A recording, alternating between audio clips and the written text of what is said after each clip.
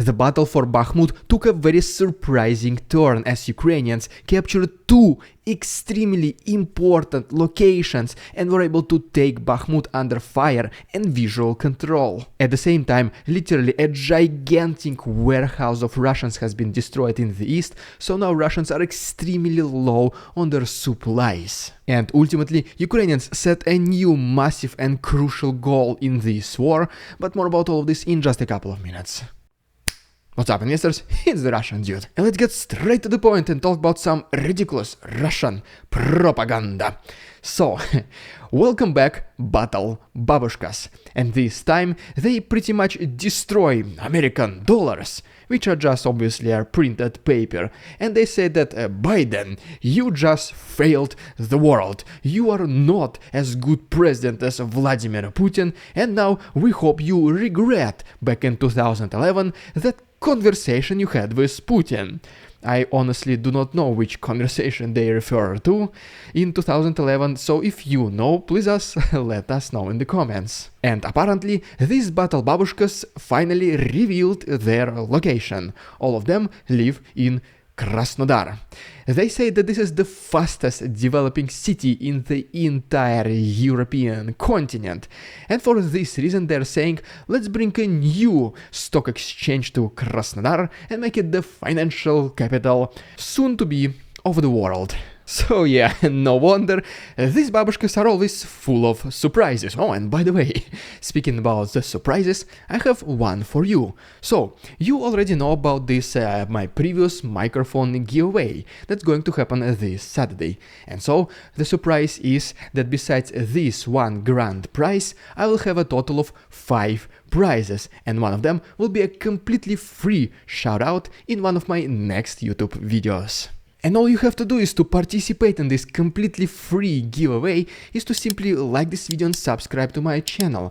Then please also go to my Instagram page, give me a follow there and read my most recent post. The link to my Instagram is down below.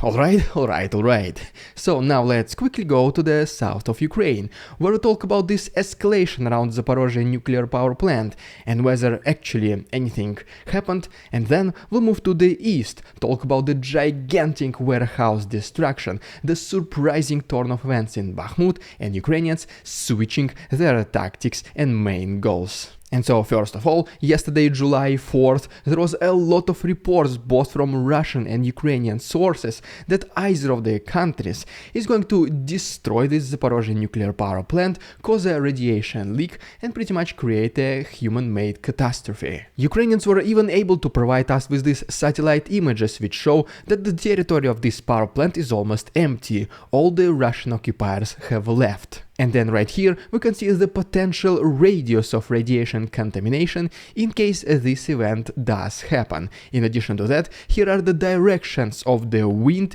in this territory, which shows that most of this radioactive material will be spread across southern Ukraine and its neighboring countries. And I mean, just think about it, why would Ukrainians do it on their own territory, with their own power plant? Why would they contaminate their land and people and spread this disease across majority of its country? It just simply does not make sense. And as of right now, July 5th, there is no major escalation anymore. But if you remember, for example, the incident on Kakhovka Dam, Russians were also threatening to destroy it, and they never did, until it actually happened, at the times when no one expected. So hopefully this is not the same case for Zaporizhia nuclear power plant, but I will keep a close eye on this situation.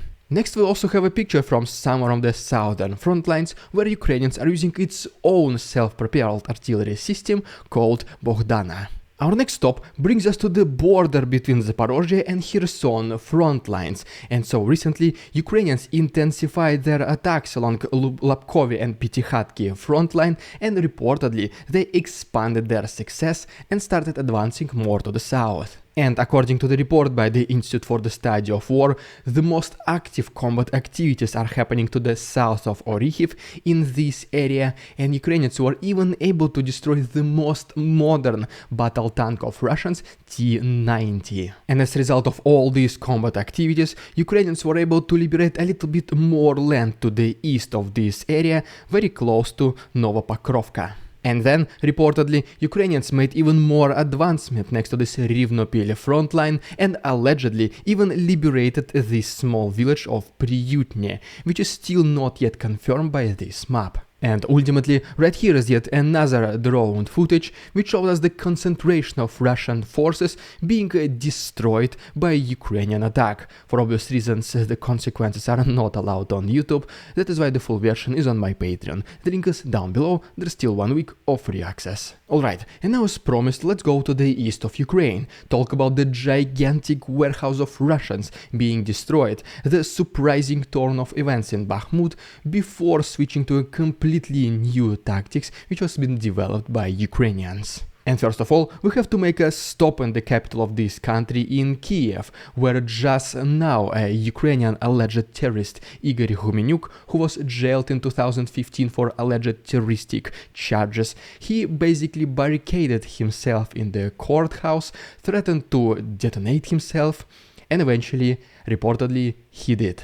Next to go to the eastern front lines, and first of all, according to the report by the Institute for the Study of War, both Russians and Ukrainians still conduct their offensive operations along Kupiansk, Svatove, Kreminna front line with still no success from neither of the sides, and then also both countries intensify their offensive efforts around Bakhmut, Ukrainians being a little bit more successful, and soon you will see why. And as we go a little bit back to the north, as you can see from this map, Ukrainians were able to liberate a little bit more land closer to Verkhnokamenka. Next we go all the way down to Yasnovata, located in Avdiivka front line, where recently a Russian railway has been severely damaged, which is reportedly is being used by Russians to transfer a lot of supplies along eastern front lines. At the same time, there has been an extremely loud noise reported this night in Makiyivka by the locals,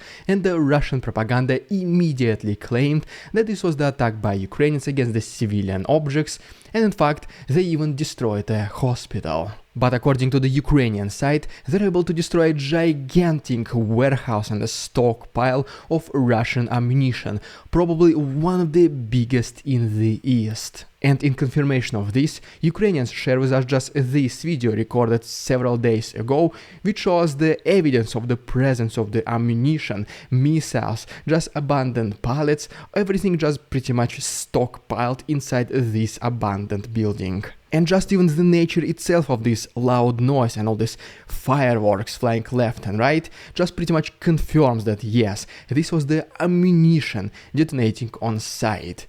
I just have to use this loud noise and fireworks words in order to be compliant with YouTube guidelines, but once again, this is just so massive. You just have to see it for yourself. The full version of the incident is also on my Patreon, the link is down below. But wait, there is more, because besides destroying one of the biggest Russian warehouses in the east, Ukrainians were also able to liberate some area to the south of Avdiivka, as you can see from this map. And then, furthermore, if we go a little bit more to the south, a Russian administrative building in Volnovaha, where Russian collaborators and their minions were meeting to discuss the future of the world. This building has also been attacked.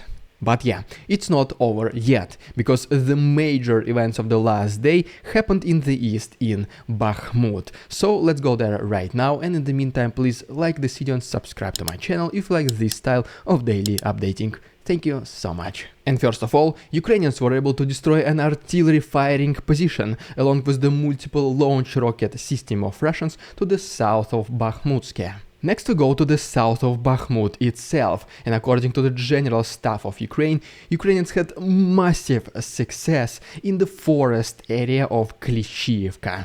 Reportedly, Russians even started to evacuate as many of their personnel as possible from this settlement deeper behind the front lines, and Ukrainians are now establishing the control over these logistic routes, which go from the south of Bakhmut directly inside the city. And even though Klishivka itself is not yet shown as liberated on this map, here you can see the progress of Ukrainians in just under 24 hours. And if we go to the north of Bakhmut, as you can see right here, Ukrainians had another major success next to Yekhidne, which is yet another big city to the north of Bakhmut. Both these cities, Klishivka and Yekhidne, are extremely important logistical destinations in between Bakhmut, because Yekhidne is where Russians are bringing a lot of their reinforcements from the north, and Klishivka is where they bring reinforcements from the south. Both these cities are being extremely close approached by Ukrainians. That is why as soon as they're fully liberated, Ukraine will establish full logistical control over Bakhmut by Russians, except this road obviously from the east. But as for now, Ukrainians already have full visual and fire control over Bakhmut. They see where Russians are going, their real locations, and they can already launch successful artillery strikes. And Russians, in order to protect the city, they reportedly started using chemical weapons, according to Ukrainian sources located closer to Bakhmut. And then the general of the Ukrainian army, Alexander Syrsky, he mentioned that Bakhmut will most certainly sooner or later be liberated by Ukrainians, because the losses are predominantly on the Russian side, being as high as 8 to 10 times more than those of Ukrainians, and also because Ukrainians are slowly but surely switching to a completely different strategy, which we're going to talk about in just several seconds. And ultimately, in the last 24 hours alone, Ukrainians were able to destroy 3 ammunition warehouses of Russians. One of them was extremely big, 18 artillery units, 3 air defense systems, and then 2 radio warfare electronic equipment. And so yes, now the moment of truth. This statement by Alexander Syrsky that he's saying that Ukrainians are now adopting a brand new military tactics. And so what it means is that Ukrainians will try to conserve as many human force, human lives and machinery as possible, and in exchange for a little bit slower advancement. So pretty much yes, we will not see as rapid counteroffensive as in the past. It will be slowly but surely going, but Ukrainians at least will save the most important thing, a human life. And at the same time, what makes this specific tactic a little bit more different than just slow offensive, as pro-Russian propagandists will say.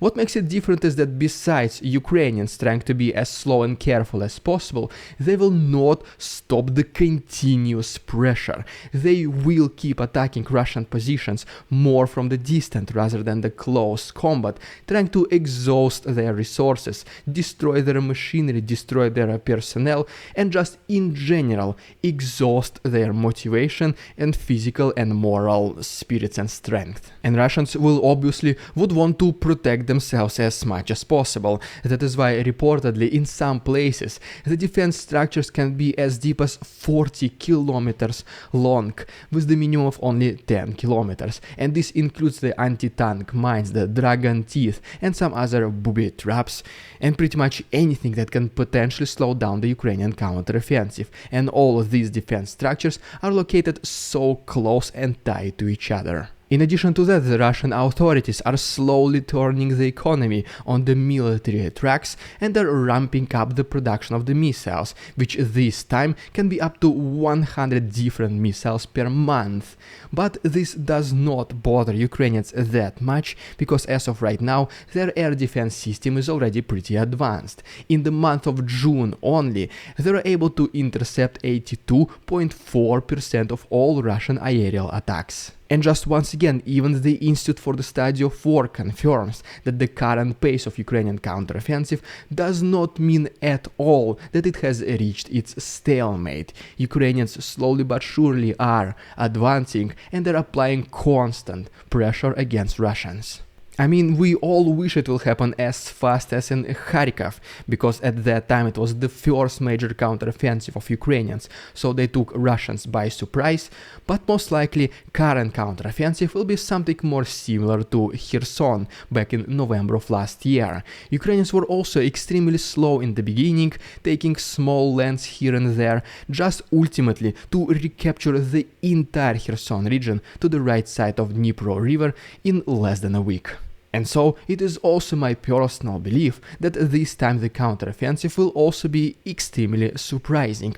We might just wake up one day and see that Ukrainians are pushing so hard, liberating so much land, and Russians victoriously retreat from their positions. If you don't want to miss exactly this day, because I will be here to report, please consider subscribing to my channel. Only takes one click. Don't forget to follow me on Instagram if you want to win this microphone. The absolutely best way to support my work is through my Patreon. You can also become my channel member or simply use the PayPal link. Everything can be found on the right and down below. Thank you so much for your attention, товарищи. Beware, there are scammers in the comments, and see you tomorrow.